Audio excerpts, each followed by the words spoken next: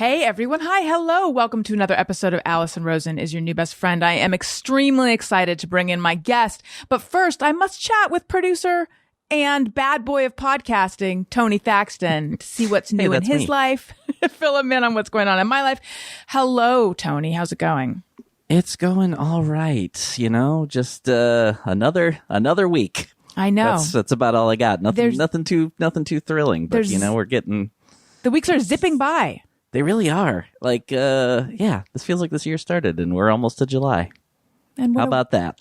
How about that? I'm bringing the goods today, Alison. Wow, Tony. I don't know where to begin with these hot takes. Listen, there's been some talk, some chatter about my presentation on YouTube. As you know, youtube.com/Alison Rosen, where you can go to see the cringy, cheesy aspects of my show. I shared on the show last week that there was discussion that perhaps a more sleek and modern aesthetic would suit me well. And I don't even disagree with it. But something has come to my attention. Most shows like mine, they don't play the whole theme song on the YouTube version of the show. So I'm thinking I might begin to make it more verite. You know, it just might start out of like, you just turn it on and then, oh, there we are mid conversation. And then maybe just like a little bit of the theme song will just zip across the screen and then boom, no more of that, you know, frippery, because we are about what's real. Alison's your new best friend. I think that's how I'm going to do it. I don't know. Yeah, I'd been wondering if you at any point had regretted not having some sort of, some sort of like animated intro or some, you know, just something so it's not us sitting there while the theme song plays. No, if anything, I regret having any sort of graphics or anything because that's out, Tony. That's done. Right. It's donezo. They don't say that anymore. But anyway, listen, Tony, our guest today is known for his investigative work. And I was thinking that I also should be known for my investigative work because in addition to my years as an actual journalist, you know, I've chronicled the problem of millipedes in my bathroom. As you well know, it is number one in terms of topics that I bring up on the show. And ever since I moved the plant that I began to suspect was the problem, after spending hundreds of dollars to have an exterminator come by who did nothing, move the plant out. Guess how many millipedes there have been since then? Because we're now on like a couple weeks of the plant being out of there. I'm gonna guess 0. Big fat goose egg, 0. Nice. Sounds like you did it. People should, you know, this started like a year and a half ago when I handled what could have been a termite problem myself. I'm telling you, I don't think I would ever want to do it, but I think I have the makings of like a pretty good exterminator or someone who could host a show such as To Catch a Millipede. I support, you know, I'm here to support. So go right ahead. But, and if you follow my just very exciting Twitter feed, you might already know this. Guess what I found in my bathroom the other night? Oh, I did not see this. What did I miss? A fucking slug, just suction. It's just, this is like the fourth or fifth slug I've found in a number of months. But why are slugs in my bathroom? And it was just stuck under the counter. They know the millipedes are gone. They're like, she needs something to talk about. So. Like whatever the Twitter for insects is, I think I'm a topic of conversation on it. My address is on. There's like a Redfin for insects. My address is on there. Pictures. They know that whereas once I would massacre them, now I just pick them up and move them outside because I got shamed by our guest Bean Baxter. So they know that I'm like an ally, even though I don't want to be. You know what? Enough of this, because I could talk forever about this. But more importantly, we have someone waiting to join the show. You know, we usually interview silly, unserious, light people. No offense to all of those. We've actually had some grade A guests, but this is a grade A plus. Real journalist who has accomplished stuff. He is an investigative reporter. He has won, I read 8 Emmys, but then I heard him say 10 Emmys. So he has won, I'm going to go with what he says. He's won 10 Emmys. You know his voice. You know his work. He was a reporter with NBC for 22 years. He hosted so many seasons of To Catch a Predator that he has entered into the lexicon and the pop and our pop culture and just our sense of right and wrong, I'm going to say. Since then, he's gone on to host similar offshoots or we'll get into there's a number of shows that are they're similar that he's done. He now hosts a podcast and a YouTube show called Have a Seat with Chris Hansen. Put your hands together for Chris Hansen. Chris Hansen, hello. Alison, how are you? I'm good. How are you doing? I'm great. Thank you very much. Are you intimidated by my Millipede investigative work? Because do you feel like you're sitting across from a peer? Here's the question. Do slugs eat millipedes? Maybe that's what happened. Oh, maybe they came to the bathroom looking for a hot meal? They might. Or maybe millipedes eat slugs. I don't know. I feel like both slugs and millipedes are under the category of the good kind of insect, but I don't. At least the slugs you can catch because they're slow. The millipedes are quick and they dash around. They are fast. They're surprisingly fast. I think when they go down the drain, you run the water, they're gone, but they can lurk back up, I think, where a slug you can deal with. Right. Well, see, with the millipedes, I was picking them up and then carrying them outside. And so there's a question of did I move 8 to 10 millipedes outside or just one really persistent millipede who kept coming back? They find their way in. It's shocking. It's here in New York City at the apartment, I don't see a lot of intruders that way. But in Michigan, we live near water and it's hard to, seal it all up. So you do see a couple sneaky spiders now and again. And we have a bugzooka. Ever see one of those? Yes, we have one actually. Those are pretty neat. So the idea with a bugzooka, not a sponsor, but the idea with the bugzooka is that it's supposed to humanely capture the bug in the end of the tube, and then you can move it outside. However, tell me if this is your experience, Chris. I find that it pretty much maims the bug when it sucks it into the tube. I've not seen a maiming of an insect precisely, but I do have a hard time lining it up and making sure you get the bug right away. Yeah. I think it needs more suction maybe, but you're not supposed to store it cocked. I know that. Oh, really? So when you do that, I think some of the other family members might be not as, fastidious about the storing process. So I think our suction might be weak on the bug zapper. So we may have to go to a different sort of insect weapon, if you will. I'm going to need to shame my husband because I think he's been storing it loaded. There you go. I've got 2 little kids. That's dangerous. They could get sucked up in that thing. Or you forget to empty the bug chamber. Ugh, that is my fear. Chris, you have dealt with some really unsavory characters and unsavory insects. Which are worse? The characters are way worse because they prey on children. Now, insects maybe do the same thing, but not in this kind of way.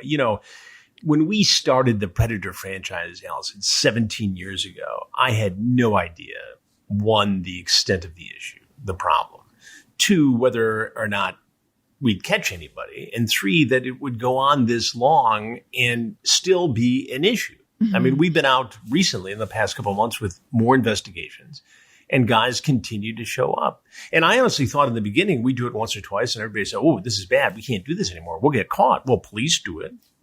Federal agents do it. We do it. And it's more prevalent than ever. And part of it is there are more platforms upon which predators can approach children. When we started, we had decoys from Perverted Justice in chat rooms at AOL and Yahoo. That was it. That's all we used. Well, today, imagine how many platforms are out there. The Kick and all the TikTok and interactive games and everything. There are more places than ever before. It's hard to keep up with. Every time we do an investigation or we talk about planning a new one, there is a different platform with which I'm not familiar. Pedophilia is something that is really not on my personal radar that much, except that I do have, I have 2 young children. So I think once you have kids, you sort of have to, it's in the back of your mind always. But at the same time, like when the Epstein stuff was coming to light, I felt like, oh my God, I tend to live and with the Harvey Weinstein stuff, all of that, just how widespread these kind of crimes are, I felt like I have been a bit naive. Someone like you, I would think it has been in your face so much. Does that affect how you view everyone? Well, I think you have to compartmentalize it a little bit. I mean, people ask occasionally, have you ever had therapy because of all the investigative work and being overseas and human trafficking and all the different things I've done over the years? And the answer is no. I probably could use it. I think everybody could. But, I have a way of just keeping it, buried and sealed up and coping with that and knowing that, by digging into it and doing these stories and creating an awareness that perhaps didn't exist before and a dialogue that didn't exist before, that's how I cope with it and deal with it. And interestingly enough, part of what I found therapeutic almost is doing the podcast Predators I've Caught, because we go back into these past cases and I dig deep into what was going on at the time, what my interaction was with this guy, as well as what has happened to him and with him since he surfaced in one of our investigations. And it's an interesting experience. I think people are starting to really engage with it because they want to know what's happened to these guys. And there's a whole community that follows this very, very closely. And I also think it's another way to take viewers, which is what I try and do in all these shows, on this journey of discovery and show them things they wouldn't normally see and, let them hear things they wouldn't normally hear. And that's what we do. And when you can do that, when you get into the mind of a criminal, a predator, if you will, and hear the voice of a victim or a survivor, then I think you can prevent other people from becoming victims. And that's a big part of what we do on all these different platforms. So the podcast is Have a Seat with Chris Hansen. Podcast. Oh, no, sorry. Yeah. Predators I've Caught. I literally just made a note to myself I was like, don't say this. And then I said exactly what I did not mean to say. Okay. So the podcast is Predators I've Caught. The YouTube show is Have a Seat with Chris Hansen. Is that also a podcast? That's a YouTube channel right now where we do a lot of different investigations into, sometimes predatory behavior. We delved into the Onision case, who's a YouTuber who was kind of like the Jeffrey Epstein of YouTube, and that actually turned into a series on Discovery Plus, a television series on Discovery Plus. So sometimes these stories, these different investigations that we start on the YouTube channel, grow into television. Mm-hmm. Some are, perfect for the YouTube platform. And so that, we do things there. I mean, it started, honestly, Alison, with just wanting to have a piece of real estate in the YouTube space. I had no idea when we started that we would get onto a couple of these stories that really resonated with people. And you wake up one day with, 360,000 subscribers and 22 million views. And it's now something that, it's an entity. It's something I have to feed and think about and, do stories for. So it's been an interesting experience. It's different than television. It's allowed us to, turn on 2 switches and be live, whether it's to cover the pandemic, which we did for a number of episodes, or the George Floyd situation or anything else that pops up. So it's great for that. And it's also great to hit another audience, another demographic that will then follow me into other projects and other, television projects.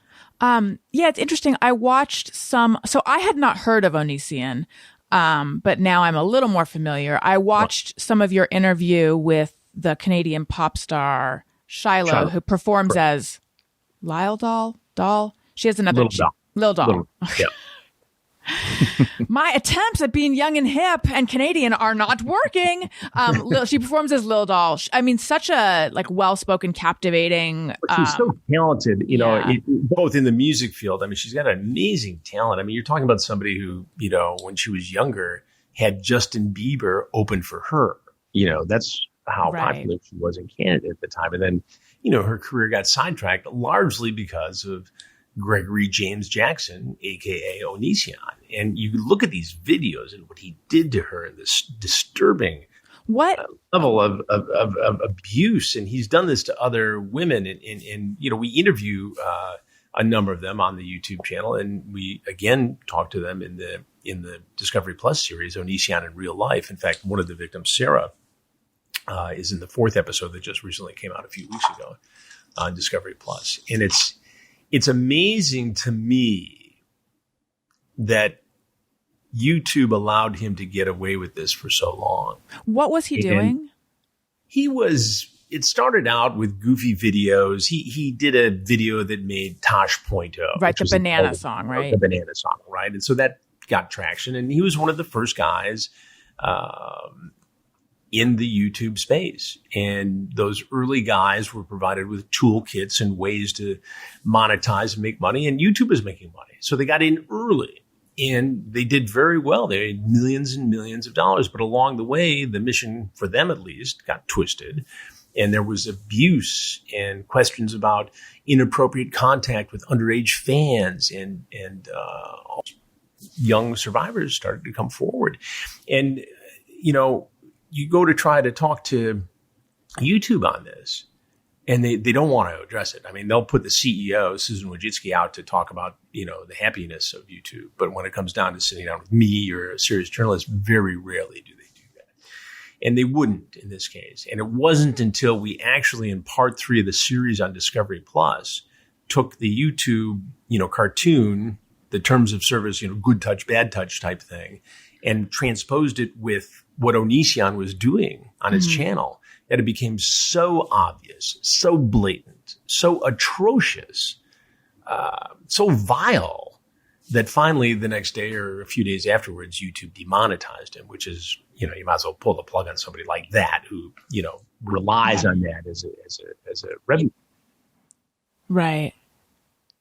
Yeah. I think he also got booted off of Patreon. So he's been. Well, what does that tell you? If you get booted off of Patreon, right? What does that say about YouTube? Now, right. YouTube starts to, we see them now starting to take, action quicker against, some of the predatory behavior. This EDP 445, which is a story we did on the YouTube channel just this week. But, all kinds of, you look at it, it's like, how can you allow this to go on?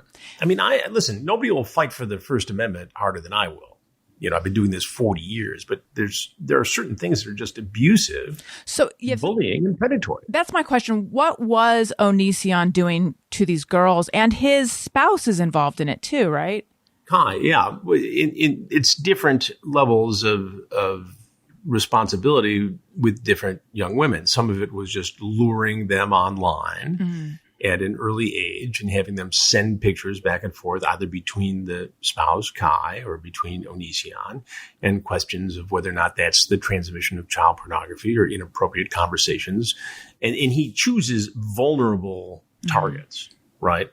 So it's the most vulnerable who may have started following him because his message resonated with young women going through a difficult time, either with an eating disorder or loneliness or, any sort of thing. And that's who, Kai and Onision, drew in. And in some cases had some of these young women travel out to their home in suburban Tacoma, Washington.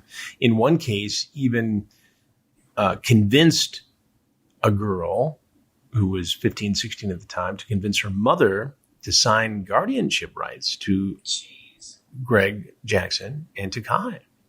And she went out there to live. Now, they twist this in a bizarre, unbelievable way to claim that this girl raped or sexually assaulted them. I mean, just all kinds of bizarre stuff. And then what they would do is, because they had 2 young children, they would get these young women invested in caring for the children and the emotional well-being of the children. So these girls would become so worried about backing away or reporting them or going to police or any of the authorities. And so, they made for perfect victims for Kai and Onision. Oh, right. Didn't he have a 2-year-old that fell out of the second story? But the kid was returned to him. Amazingly, because if you look at it, now I'm a parent and my kids are much older. My kids are adults now, but your kids are younger, and darn well that under normal circumstances, with both parents home, a 2-year-old should not be able to fall out of a second-story window. Correct. Landing in the driveway and almost dying. While the father, Greg Jackson, is texting inappropriate sexually charged messages to an underage fan. And what does he do? He doesn't administer assistance right away. He takes a video. Oh, my God. I didn't know that. I mean, if you go through the police reports, it's all there. Ugh. So, they've been skirting law enforcement for a long time. And there's an investigation going on both at the federal level and the local level. And, this all comes in the shadow of a pandemic and, massive fires and snowstorms and, protests and everything that can happen in a small community in Washington state to not allow investigators to take on cases like this has happened over the last year. And we wouldn't know half of this stuff had we not gone out there and knocked on his door and asked him for an interview. What does he do? He calls 911. This is a big man now who wants to, show off and act so tough and say this about me and that and create a misinformation campaign. Wouldn't even open the door. I heard the 911 call. Were you able to get those tapes? Oh yeah, we used them on the YouTube channel. We use them in the series that's on Discovery Plus right now, and they're fascinating because it takes you into the mind of who this guy is. And like most predators, he is nothing but a coward, and that's why he picks on the victims. He does. It's kind of incredible because he's talking to 911 and he says there's a guy who has been stalking him, and that guy is knocking on his door. Yeah, it's a guy from the internet. Yeah, YouTube stalker. And then the woman says, like, who is it? And he goes, well, it's Chris Hansen. So the 911 tape, is that public record? Like, how do you get it? Oh, yeah. No, we got it. I mean, you file for it, you get it. And again, we used it on the YouTube channel and we used it in the series on Discovery Plus, as I mentioned. But, when the sheriff's deputies arrived, we left the property. I do these things by the book. I've been doing this a long time. I'm in the internet world where nobody does reporting unless it's, online from their basement. Real reporters go on planes or drive in cars. They go to locations, they knock on doors, they ask questions, they do stuff that I do. The whole YouTube generation doesn't do that. If they can't make money, not all of them, but many of them, if they can't make money from their basement, or looking up something on the internet, they don't do it. They can't deal with the real world, some of these content creators. So we went out there and, we got off the property and the sheriff's deputies arrived to respond to the 911 call. He called a second time and the operator, exasperated, says, well, they're on their way. And I went up and I introduced myself and the deputy says to me, and we wondered how long it was going to take for you to come out here. As if, they sort of knew that there was bad stuff going on inside that house. And I explained the situation and, we continued our investigation and we got all the documents. But that day led to the release of dozens and dozens of pages of documents relating to other events that took place at the house, other calls from potential victims, and the infamous, case of the child falling out of the second-story window. How do you feel about, this is a big sweeping question, get ready. How do you feel about law enforcement? I have had overwhelmingly positive relationships with law enforcement over 40 years. Now, some will say, well, that's because, you get stories from law enforcement. You have access from law enforcement. And that's partially true. As a young reporter in Detroit, I did obviously socialize with the narcotics division, and I gained their trust, which allowed me to go on raids with them, which allowed me to expose to people who weren't intimately familiar with the crack cocaine trade in the mid to late 80s. And so you walk a fine line. I wouldn't turn my head away if I saw police abusing their power or authority. I would go harder on somebody who did. I, like everybody else in America, was just absolutely repulsed and horrified by what happened to George Floyd. But at the same time, what you've seen, especially here in New York City, is a swing back to, police have to police. And you can't have New York City with the current crime that goes on here. And I think one of the reasons Eric Adams, the mayoral candidate, did so well in the Democratic primary is because he was on the force for 22 years. He understands what CompStat is. He understands what Jack Maple and Bill Bratton did in the early years of the Giuliani administration. Now, Giuliani is, off on his own weird, bizarre circus right now. That's a there was a time where he was respected. There was a time during 9/11 and prior to that. And I moved here. I took the job at NBC in 1993 when you wouldn't leave the office without your sport coat on because you didn't want thieves to know which pocket your wallet was in. Mm-hmm. And in a few short years, my then young sons could run around Rockefeller Plaza and Times Square and not be bothered too much. And so there is a difference. Eric Adams knows that. Eric Adams also knows that, you have to respect people.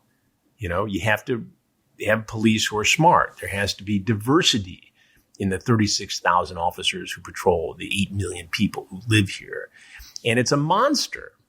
But nobody wants to see, the crime that is going on right now and the shootings and the illegal guns. And part of this all comes with the pandemic when you couldn't get a court date. So unless you did something horrific, you were given a desk ticket and released. And so what Adams is saying is, look, we have to crack down on the people who are committing lesser crimes at 6, 7 o'clock in the evening, and we prevent the more serious felony at 11 or 12 at night. And I think people are understanding that. And that's why he, got 10 or 12% more of the vote than his next competitor. Mm-hmm. So how do you see your role versus law enforcement? Well, it's two totally different things. I have a sense of how to investigate something. I have, been blessed with wonderful sources and because of our work in a lot of different areas. But, truthfully, the Predator franchise has, opened a lot of doors. So if I land in a small town anywhere in America, and whether it's a Predator story or a breaking news story or a tornado, I'm going to get access because people know it's Chris Hansen. And they know that they can trust me. Have the cops ever said to you, hold off because we're on top of this already and you might bring attention in a way we don't want, et cetera? I think that there have been instances over the years where, for the sake of justice and the success of investigation, I have held off on something for a period of time, not forever, not because they didn't want to be embarrassed by anything. I've never done that, never been asked to do it, actually. Nobody's ever asked me to hold off on a story for that reason. But yeah, I have over the years. And that's the responsible thing to do. I got heat when we did the Predator investigation the first time with law enforcement doing a parallel investigation because there were some in journalism who thought that I was working too closely with police. And honestly, after we did the first two investigations, I think it was socially irresponsible to do it without law enforcement involved. Even though law enforcement made some cases based upon our show. Oh, are you talking about how the first two episodes, there was no arrests? We did our own. Yeah. Well, that's not true. There were arrests. And there were arrests after the case. There weren't arrests once they left my kitchen. Got it. There were arrests down the road and only one in the first investigation, but the second one we did outside Washington, D.C. in Virginia. Mm-hmm. Fairfax police made a number of arrests. The FBI arrested the rabbi. So it started there. And then in the third one, we worked with the Riverside County Sheriff's Department in California, and 51 guys showed up and 51 guys got prosecuted. And I thought, from a social responsibility aspect, that was the only way to do it. And quite honestly, as a television producer, it was unfulfilling for viewers to watch these people leave, twirling an umbrella, walking down the street, going off about their business after I just, busted their chops for trying to rape a 12, 13, or 14-year-old kid. But you said you got heat for it for working with law We're working too enforcement. closely Why? with law enforcement, but it was it was a false argument. But what is the argument? Well, the argument is that journalism should be journalism and law enforcement should be law enforcement, and they shouldn't work together. And I understand that, but we put together a system of doing it where we had an ethical wall. We weren't acting as an agent of law enforcement. Law enforcement wasn't acting as a tool of the media. And I was satisfied. The lawyers were satisfied. And a lot of, people weighed in on it to make sure it was done right. Mm-hmm. And that was the template that continues to be used today. So I want to ask you, there's law enforcement, journalism, and then entertainment. I want to ask you about that. But first, I want to talk about my favorite healthy snacks. I told you this was going to come out of nowhere. But I'm the queen of segues, Chris. You didn't know. I mean, you're sitting across from a peer in terms of investigations, but also my segues are unparalleled. Listen, you guys, healthy snacks, like the people that Chris Hansen shows on his shows, have a bad reputation. But let's be honest, most don't taste very good. They don't fill you up, and they certainly don't satisfy your cravings. This episode is sponsored by Monk Pack, who makes snacks that taste like our favorite sugary treat, but with 1 gram of sugar or less. Monk Pack keto nut and seed bars contain 1 gram of sugar or less, 2 to 3 grams of net carbs, and they're only 150 calories.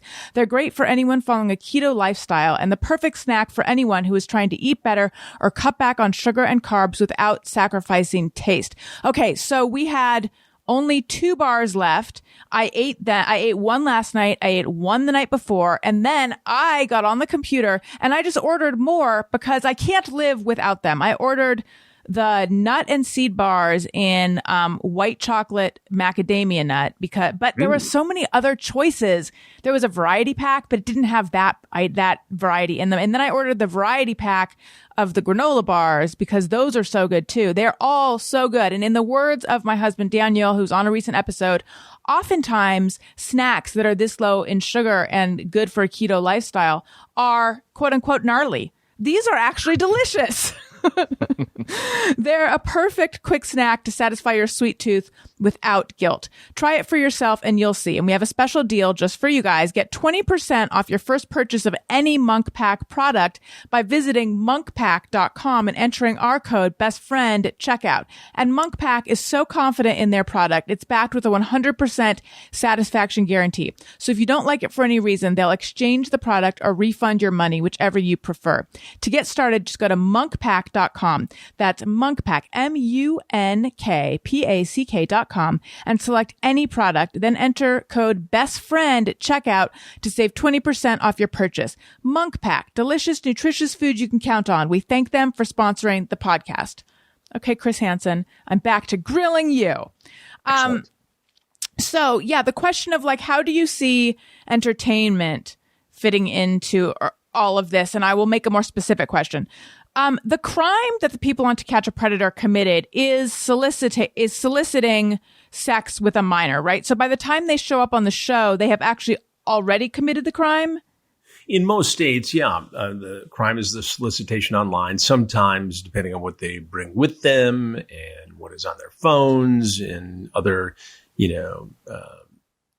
potential charges can be added once they arrive. But you're right. The solicitation to have sex with a minor takes place online.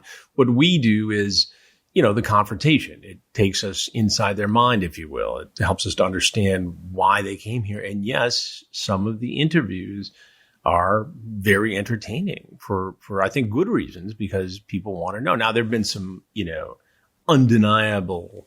undeniably, humorous moments that have come out of it, and some iconic moments that have come out of it.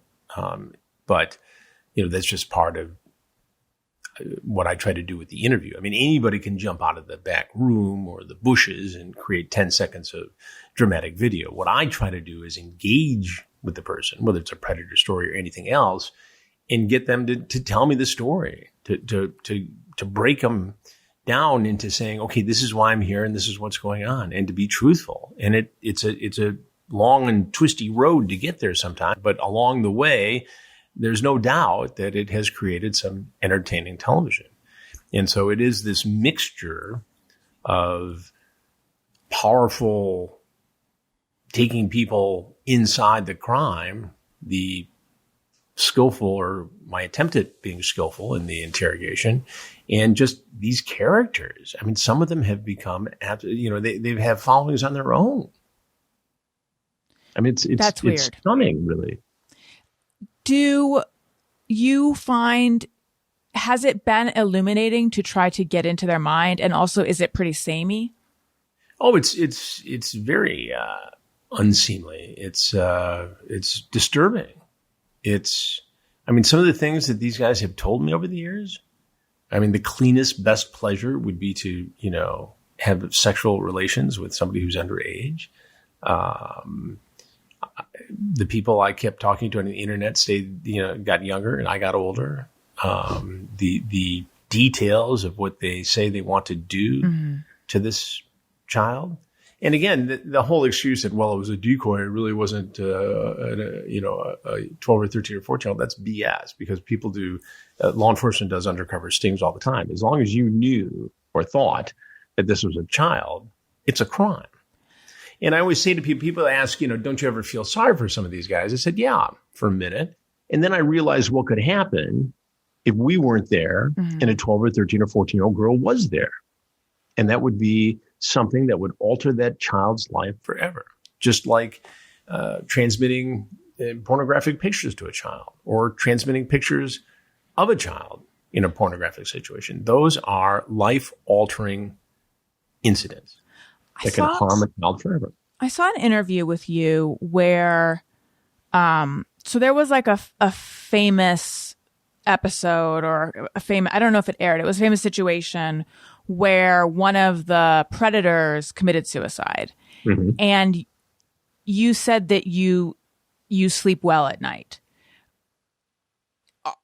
Has there ever been, either metaphorically or like literally, has there ever been something that has gotten in the way of you sleeping well in the course of all the work you've done? Well, there are a lot of haunting things, and yeah, some of the things keep you awake at night. When you go undercover into a brothel in Sveipak, Cambodia, 11 kilometers outside of Phnom Penh, and you watch pimps sell 5 and 6-year-old girls for sex for $30 to $60 to Americans and Western Europeans, that's going to keep you up at night. When you go back 4 years later and interview some of the 37 girls that got saved that you profiled in the story, and you, even though, the communication's difficult, my Khmer is not that great, but they know you had something to do with it. Mm-hmm. And a lot of other people did. An NGO was most responsible, along with some law enforcement authorities over there. But you have this connection with somebody whose life is better because of it. Yeah, it's emotional. Mm. It gets at you. You can't forget what we saw in those brothels or in the factories in India or in the, drug testing labs where, human beings are used improperly. You see a lot of stuff. You see crime here in this city, in New York City. You see a lot of things. But, at some point you have to realize, okay, I've done my job. I've exposed this. I've created awareness. I've created a dialogue. I've gotten law enforcement to really make this an issue. And more important, in some cases, gotten politicians motivated to fund the effort or to change laws or to try to prevent this from happening. Look, at the end of the day, when you talk about predators going after children online, we talk about the drug problem. You talk about demand reduction. Treatment. Well, we don't have a lot of treatment for predator-like behavior or pedophilia. It's not a glamorous aspect of medicine. Mm-hmm. You have the choice of graduating from medical school and getting going into a cosmetic surgeon practice on Park Avenue here, or you're going to go spend your life in federal prisons interviewing the dregs of society. Thank God there are people who do that because it's illuminating and it helps us to understand that crime, that particular criminal, and guard against it. But at the end of the day, it's about creating awareness. It's about a discussion, and you have to protect your children. And when I was growing up, it was common to say, don't talk to strangers. Well, that was good advice back then in the olden days, and it's good advice today. But the problem is the person who is a stranger on a Wednesday in a conversation during an online interactive video game is not a stranger by Friday because they're so adept at grooming. Mm-hmm. And you watch it. You watch it in real time when you do one of these investigations. And so you got to talk to your kids at an age appropriate time and say, look, there are adults out there who want to trick you. And kids don't like to be tricked. And as kids get older, you have to elevate the conversation. Kids don't share everything with their parents. Mm-hmm. I mean, one of the most telling things, Alison, was early on in the predator investigations, we took some of the video of the confrontations and we showed it to a group of a dozen middle schoolers. And many of them thought the guys were actors, that we put this show together just to scare them. Oh, like a reenactment. Like a reenactment. Or and when I dramatization. told them this really happened, and these were real men who were going after real children in their minds, that got their attention. Mm-hmm. Has there ever been a female predator that you've come across? Not in our investigations. I wrote a book several years back on the whole predator experience. And there was one case in there that we profiled, but we have not seen it. And the therapists, the psychiatrists who we talk to about these things say that generally speaking, the female predator doesn't like the anonymity. You're more likely to see the scenario of a teacher and a student that we've seen play out in the headlines over the years. When it comes to male predators, they like the anonymity, and it's an extension of the 24-hour access and the addictive nature of the internet. And I think there are three different groups of guys who commit these crimes. And, one's the younger group, who could probably be put on probation, monitored, registered as a sex offender for some period of time and never do it again. There's the hardcore heavy hitter guys who'll be doing this with or without the internet. Just bad guys, lock them up forever. And then there's this group in the middle who has maybe a predisposition, an attraction to younger girls. And they wouldn't act on it, but for the addictive nature of the internet, the anonymity, guys start saying things online that they wouldn't say face to face, and then they become acceptable. And then this addictive quality takes over. And the next thing you know, they blur the line between fantasy and reality, and they're knocking on our door. Do you make a distinction between some of the stuff that's more in the realm of, like someone who's, grooming a 15, 16-year-old and someone who is talking to I don't even know how young to go, much younger?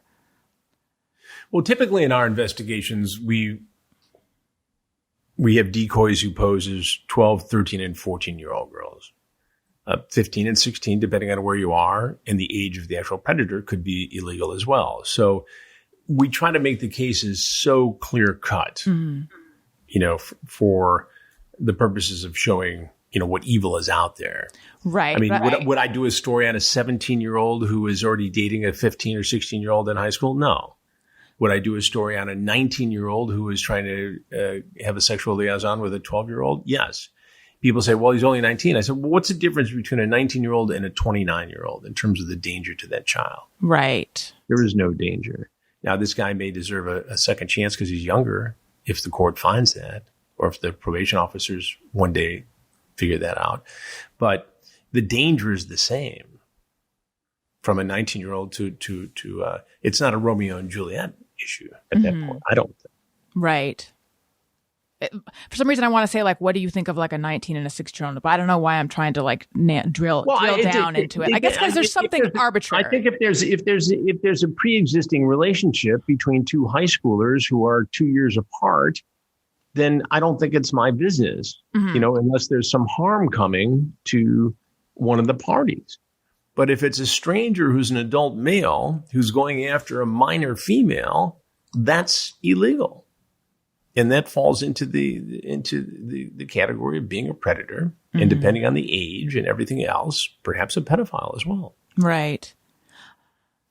You mentioned the just horrible stuff you saw at a brothel. Where did that air?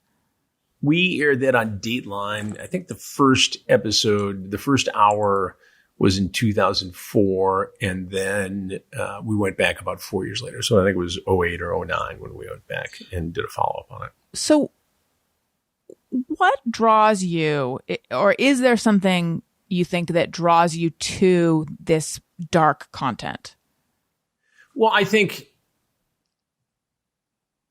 it's rewarding to correct a problem that takes place, a crime that takes place, to expose a crime that takes place in the shadows, in the darkness. A lot of this reporting, it's not easy. It is expensive. It's often dangerous. And I guess, I always say it was easy. Everybody could do it. And it's not. And it's the challenge of it to me to expose something like that, to do something different, to do something out of the box, to do something that nobody else can do. And I've been blessed. I don't want to take credit for all this stuff because I've been blessed with superb producers and bosses and support staff and camera people and sound people. And I mean, you can't have a better team for 40 years from local news in Lansing all the way up the ladder to, where I am today and be a solitary guy. That's not how it works. But you do learn a lot along the way, and you learn not only what's important to you as a journalist, but also what is important to the people who count on you and trust you and who want to listen. And again, it's this journey of discovery. I truly believe that, at least for me in this business. And it's taking people to places they wouldn't normally get to see and hearing things and seeing things they wouldn't normally get to hear and see. And I think that, for me, is the interesting part of it. I have no problem with somebody doing a cooking show. I might do one day. We don't know. But it's still, it drives me to go find out something that no one else knows and do my book report on it, Do you remember... I'm going on a fishing expedition with this question. Was there anything when you were growing up, do you remember like your first huge disillusionment or something? Was there an experience where an adult disappointed you? Something like that?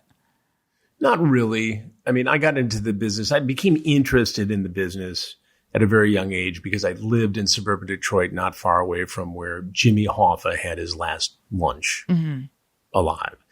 And I used to ride my bike up to the Red Fox restaurant where he was last seen, and the police were there, and the FBI was there, and the local reporters, and ultimately the network reporters, and there are people who were involved in the investigation who actually were neighbors in our subdivision, and so I followed this thing closely as a 15-year-old kid, and sort of got bit by the bug then, and so when I went off to Michigan State University, I just went over and signed up for the campus radio news network one day, and I was off to the races after that. But there was nothing that, I was never a victim of a crime or anything like that. But what I can tell you is on numerous occasions, dozens and dozens and dozens of occasions over the years, I've been out socially at a dinner or, with some buddies at a pub or something. And people will come up to me and say, "Can I talk to you for a minute?" I say, "Sure." And I tuck away with them in a corner, and they'll confide in me that they had been sexually assaulted, molested, abused by somebody, and thank me for, the Predator series and the other, stories we've done over the years involving this. And that's when you've given somebody a voice. And that makes me feel good. Yeah, I bet. I watched something where you said something about how there's this question of shaming in enterprise journalism. And I had to look up enterprise journalism, which actually I back in my day, I had written some stories that I think would qualify as enterprise journalism, but I wasn't familiar with that term. But can you explain a little bit what you meant by this question of shaming in enterprise journalism and define it? Well, I think shaming is a criticism that I've faced in terms of the Predator investigations that, are we putting decoys out there who are luring men to do something they wouldn't normally do and then shaming them by putting them on television? I don't agree with that. I don't think anybody who loves that criticism is very well thought of or has put much intellectual integrity into the question. In terms of enterprise reporting, I tend to use that term because in my mind, investigative reporting, and I do both, I suppose, but, investigative reporting, I think of guys who do, 2 stories a year and they, use the computers and dig up records and, it's all very important, but sometimes it's just as important and impactful to take a topic and to figure out how to infiltrate it, and expose what's going on in an enterprising way using, techniques that, again, bring people inside the story and take them on this journey of discovery. And it's a thinly veiled distinction between the two because it is, investigative reporting. But it's, I think enterprise reporting maybe is a more accurate term for what I do sometimes. How do you feel about how you're regarded? Because I'm not going to put words in your mouth, but I could imagine, given some of the criticism that has been leveled against you, I could imagine feeling like, but what I'm doing is righteous, and what a thankless job it is sometimes. No, I feel that people truly appreciate it. I get it when I walk down the street here in New York, or whether I'm in Detroit or in Los Angeles. I think people truly appreciate the effort that goes into it. And I never feel thankless about it. I think people understand what I do, and I think people appreciate what I do, and I think people are, educated and entertained by what I do. So I don't feel that way at all. How do you feel about NBC not bringing the show back? Well, I think that a lot was going into that. I think we had done a number of investigations. I think they had become very expensive for a lot of different reasons, because there had been competition to take some of the personnel away to go to other networks because everybody wanted to be, to have something similar. And I think the decision was made at some level that, we can expand this material, put it on the cable network MSNBC and get a lot of mileage out of it without producing new episodes. And so they continued, for a decade or more to recut this and use it and without having to shoot other episodes. And I think there was also a feeling at the time, and I felt this way a little bit too, that, it was good for me to do some other stories, some different kinds of things. And again, clearly I'm best known in a very wide demographic array of viewers for the Predator stories. But, it's literally 5, 6, 7, 8% of my portfolio. Every Emmy I've won has been for something else. So it's I thought it was important to do some other stories and work on some other projects. And I think the network thought that as well. Inquirer set up a sting, right? And you know what? Do you not want to go there? It's a 10-year-old tabloid story that was mostly false.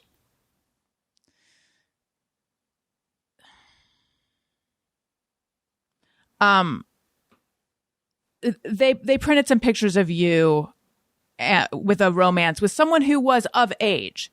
And my reaction was, this is totally different. Because I feel like they were trying to say, look, you're ensnared is sort of like what you do to people. And it's 100% different. It was totally different. I think we know in hindsight what the National Enquirer is capable of doing. And I don't give them any credibility whatsoever. Yeah. Again, it's a 10-year-old tabloid story. But you're saying it was false? I'm saying that it was a 10-year-old tabloid story that, was riddled with inaccuracies. And I think when you look at historically, and especially what we know today about the National Enquirer, is that, they'll gin up just anything they want to gin up. And they can make things look a lot of different ways. And that's what they do. Okay, let's take, I have some questions from listeners. Let's go ahead and do that. I take them on Patreon, patreon.com/Alison Rosen, and also on Twitter, twitter.com/Alison Rosen.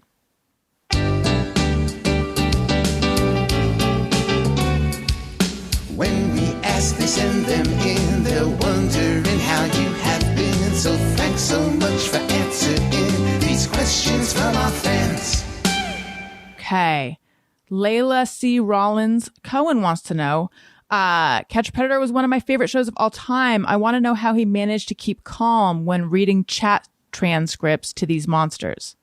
Well, to be honest, there's so much going on in that situation. You're focused on what the guy is doing. And even though we have security inside the house and we have people, the law enforcement is nearby and around the house, you're watching their hands, you're watching their body movement. You're trying to figure out, okay, where do I go with this interview? How do I, get into this guy's head a little bit?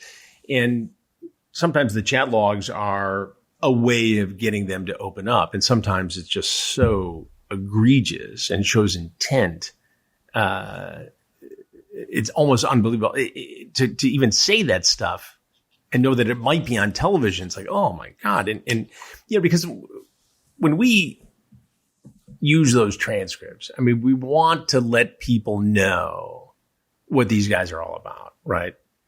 Mm-hmm. But at the same time, you don't want to offend people who are trying to watch the show. So we walk a fine line. I'm not just responsible to the standards people at the network. My kids' friends' parents are going to see this, and my relatives are going to see it. And so we do get racy with them, clearly. But it's for a reason. It's not, I don't think it's gratuitous, but you do, you're just reading them and try to, edit in your head so you can say something that is, you can actually put on television. I think, years of doing it, you sort of figure out a way to keep your poise about it all. Does your heart race or back Sometimes. in the day? Yeah. The first investigation we did, it went from driving out there and having a little bit of fear that nobody was going to show up, that I just wasted tens of thousands of dollars of the network's money to set this up. And what if nobody shows? And, with that, my producer, Lynn Keller, called and said, we've got 2 guys scheduled to show up in 45 minutes. Where the hell are you? Traffic cleared and I got there. So, yeah, the first guy comes in and it's a lot going on. And I've done a lot of, what I call spontaneous interviews where you walk up on somebody who's not expecting to be interviewed and any number of things can happen. But this was something. And yes, my heart was in my throat for sure. Layla also wants to know, what's the craziest excuse someone has ever used to why they found themselves at a home meeting an underage person, parentheses, the school bus driver who got caught twice was always a favorite at our house. John Kennelly, Special Guy 29. In fact, he is the episode of Predators I've Caught that's out as we have this conversation. All the excuses are, it's a 100-way type at first as to what's hypnotic. Kennelly, the guy who walked in naked, claimed that he thought I was the father of the child, the boy he was there to see. He said, well, your son, I am me. I said, well, that is wrong on so many different levels. But, the classic one, and I let the guys run down the road with it because it's so absurd, is that, well, I was concerned about her well-being. And because her parents weren't here and she was home alone, I just came over here to check on her. Oh, my God. I said, are you kidding me? But I've heard that over and over again, yeah. Jessica Rodriguez. My friend's brother is part of what seems to be an online community for fans of Predator Lauren Armstrong from the show.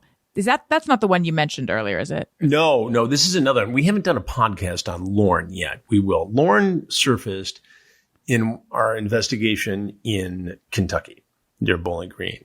And he had this speech pattern where instead of saying, oh God, it came out, oh God, like C-A-W-D.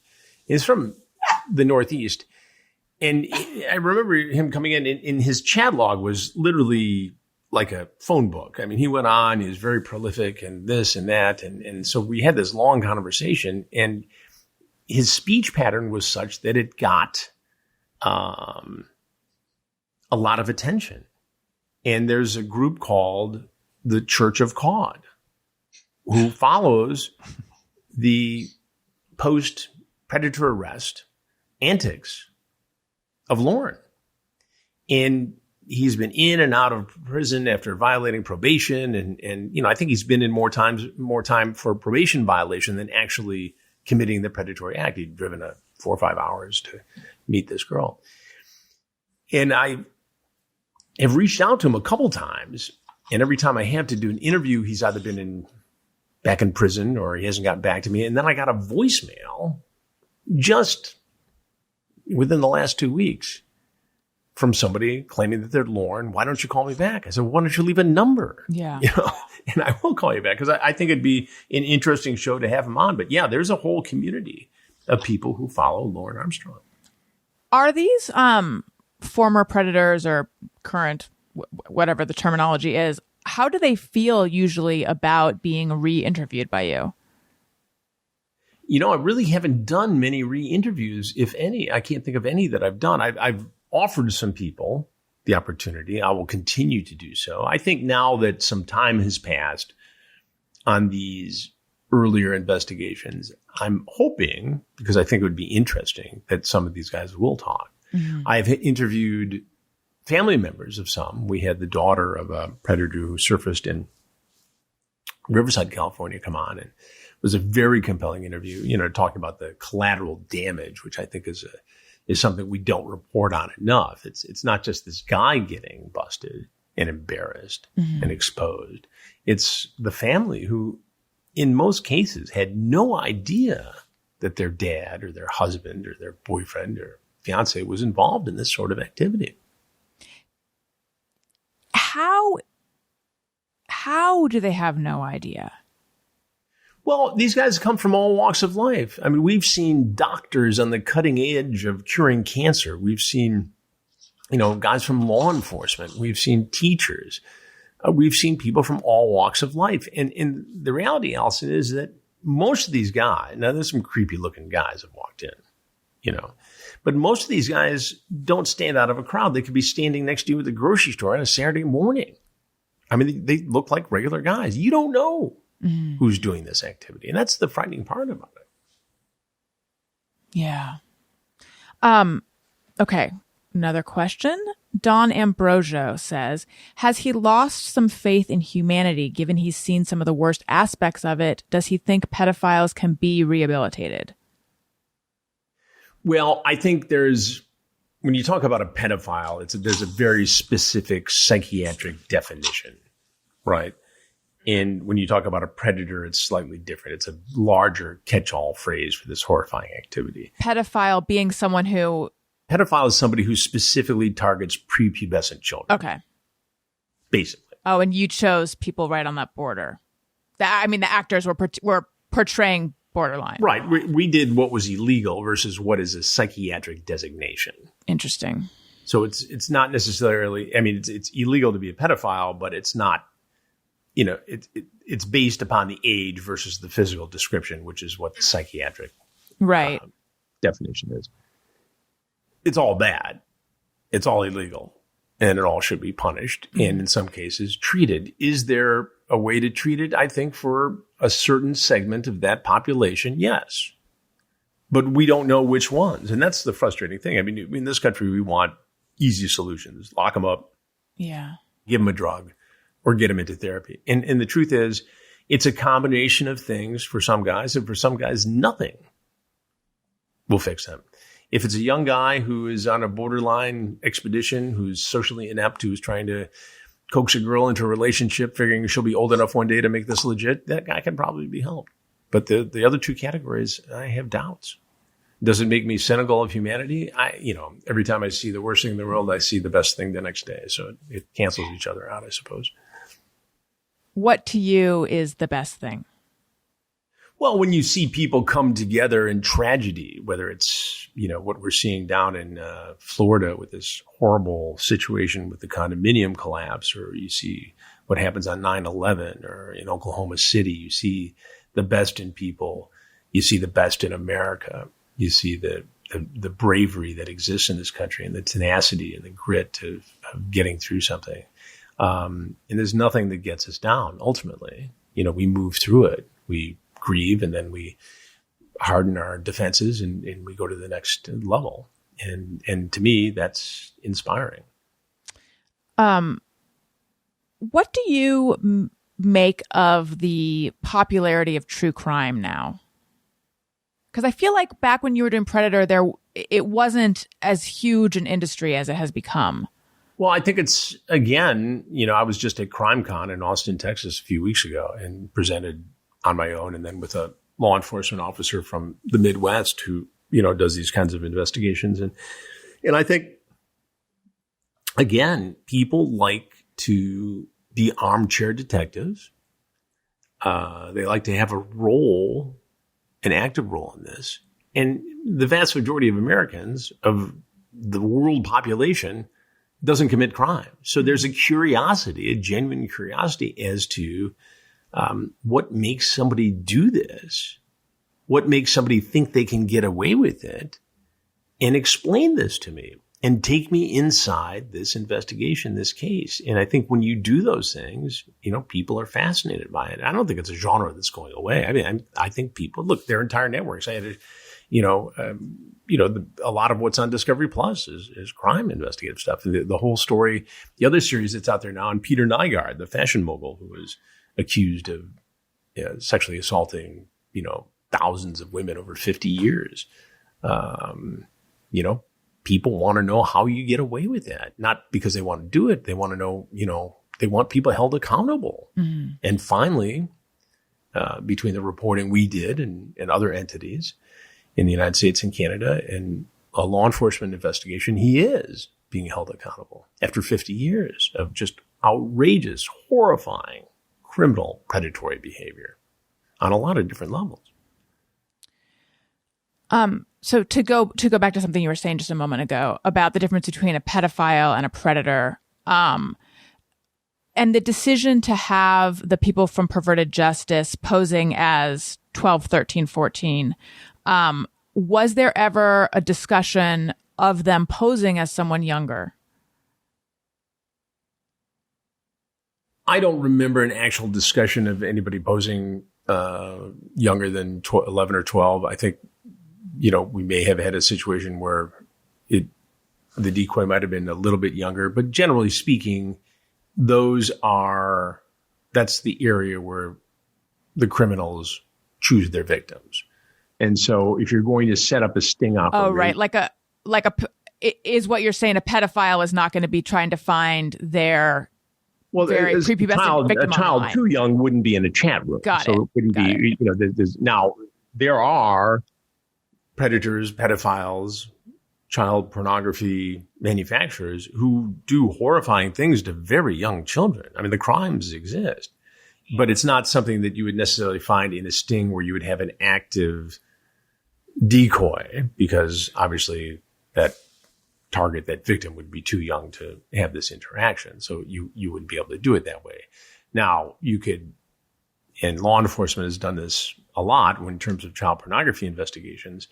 You pose as somebody who's looking for it or who manufactures it, and you do a sting. Now, that becomes problematic for journalists to do, because at some point you would then possess child pornography, which is a crime in and of itself. So you get into an area where, yes, it's important. Yes, it's an ongoing criminal activity, but that's something that's better for law enforcement to do, just from a sheer practicality standpoint. But outside of the logistics practicality, is that the kind of thing are you drawn to bringing those guys down? They're horrible people. And we did a YouTube show a few months ago on a lawsuit that a woman filed on behalf of her son, who was tricked into sending pictures that constituted child pornography, and Twitter wouldn't act on it. Said it didn't violate its terms of service. And it took months and months and months to get those down, in the course of which thousands of people viewed those images, and every viewing of that image is a repeated victimization of that child. What kind of parent were you when your kids were growing up? I was on the stricter edge of the spectrum, just because of all the stuff I saw. I mean, they had a very, protected environment, and lived in suburbia and went to good schools and had good parents. And besides the usual dust ups that boys get into, kids get into, nothing alarming. But, I was on the stricter side of it. I mean, when we did, look, I have a job that takes a lot of my time. So, you'd be away or doing something or working long hours. So I always try to make up with it by skiing with the boys or doing, activities and things. And I think they had a good childhood. I think they had a lot of fun. And for the most part, they were pretty protected from danger. But I think part of that is because, you're keeping an eye out for them as well. Yeah. Like all parents do, really. Do you believe in the death penalty? That's a good question. And I ponder it once in a while. And I'm torn, honestly, between somebody who commits a crime that egregious, wanting them to suffer every day in prison for the rest of their life and live that horror, as opposed to be, in some cases, mercifully taken out of this world. Now, I understand vengeance. I understand an eye for an eye. I get all that. And I'm not saying, I wouldn't want somebody who victimized a family member of mine in that way to not, face the death penalty. I just wonder which is the true justice. And I can't give you an answer for that because I haven't made up my own mind on it. Yeah. My personal feeling, I get wanting to see that person killed. I understand. So do I. For that. And by the way, when I was a reporter in Florida, they still had, the press pool watching the electrocutions in Old Sparky up in Stark at the prison up there. So you could potentially, as a reporter, get your name chosen out of a hat, and or a lottery, and you would be one of the witnesses of the execution. Did you ever do that? I did not, but I came close. We drove all the way up there once and did they stayed the execution. But would you have wanted to see that? I would have done it for the reportorial experience of doing it. Yeah. Yeah. Like I get the desire for vengeance. At the same time, I'm personally not in favor of it. Just because I think there's it's so final and there's too many times it's the wrong person. That's what makes me uncomfortable. Well, it is. I mean, you don't have to do that many stories on wrongful convictions to see the potential for that. Right. I think certain states are known for more speedily executing, their death row inmates than others. So I think it's certainly something you have to make sure you're right on. And again, I sometimes think it's a better punishment to have to live that life. Yeah. Yeah. I heard you on Andrew Schultz's podcast, and you were talking about being aware of what was going on with Jeffrey Epstein, but not being the one to break that story. The Miami Herald did. And you said that was one of your biggest journalistic regrets. Do you have other journalistic regrets? I've obviously had situations that I thought, well, I could have jumped on this earlier or been involved in this earlier. But I think the Epstein one, sticks out just because when I was meeting with the people who were in the know, I tried to make it a sting operation. I tried to do it like we do the predator investigations and some of the other stings that we've done. And it was just impossible to do it for a lot of different reasons. Security for, Epstein's place. And it just was hard to penetrate. And there were other factors too. But the story I tell is important because it talks about the day-to-day digging and reporting and staying with the story, even though it doesn't look like it's going to go anywhere initially. And that's what the Miami Herald did, to its credit. Those reporters down there continued to stay on it.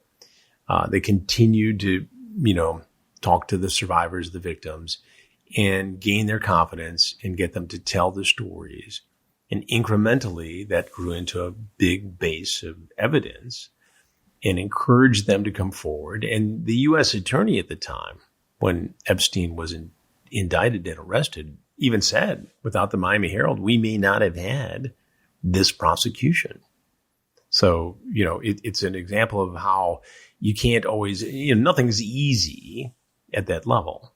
It wasn't easy to do the Peter Nygaard story. There were days that it was like, waging a 3D game of chess just to get all the people to do what you needed them to do. And at that level, at our level, it's not just telling the story and printing it, it's making TV out of it. Yeah. Which adds an extra element of challenge to it. So, it really is, some of these things are years in the making. Nygaard was, really 2 years in the making. And we weren't the only ones reporting on it. The New York Times was on it. The Canadian Broadcasting Company was on it. A lot of people were working on it, but finally we pulled it all together. Last question. Are these creepy people in your dreams?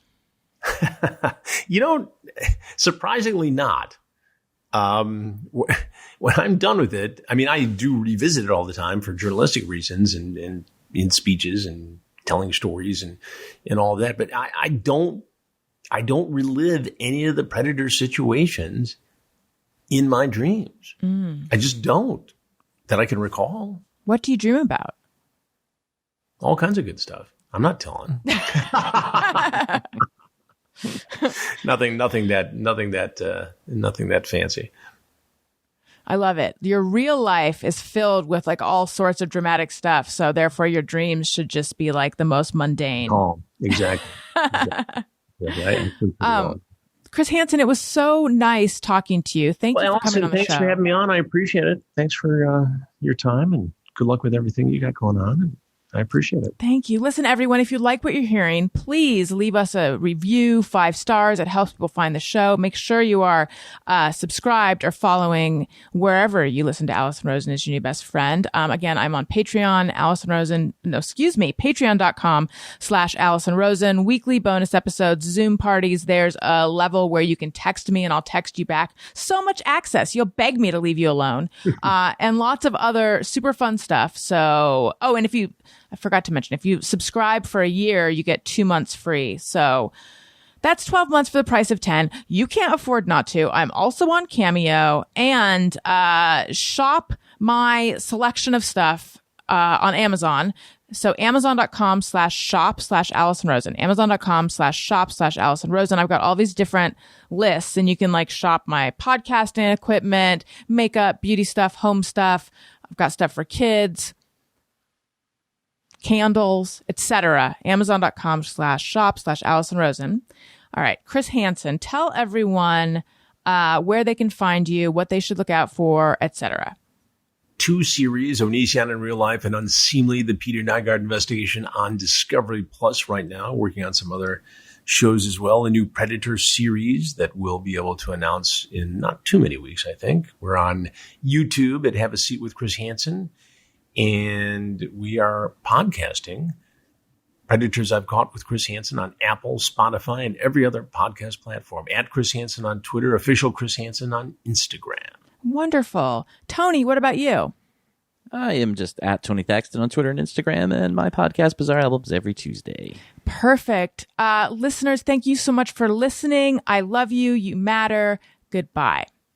Hey, do you know about the Alison Rosen Show?